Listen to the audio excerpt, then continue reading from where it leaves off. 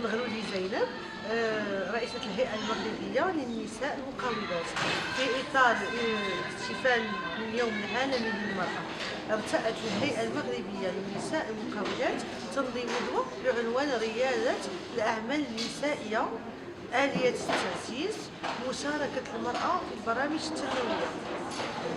هذه الندوة أطرها باحثون وفعاليات المجتمع المدني، تتضمن لقاء تكريم فعاليات نسائية، منهم مدام راشدة باها، مقاولة وفاعلة جمعوية، عندها ما بين الجمعيات ديالها جمعية الطمغات القروية وجمعية فوس لأركان.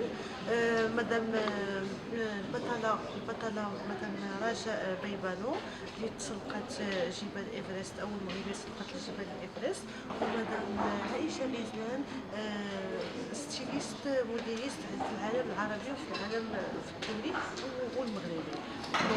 وكذلك تتضمن اللقاء تنظيم معارض ومنتجات المجالية من إعداد نساء من العالم القروي. وفي النهاية هذا اللقاء كنتمنى للمرأة المغربية كل عام وأنتم بألف خير.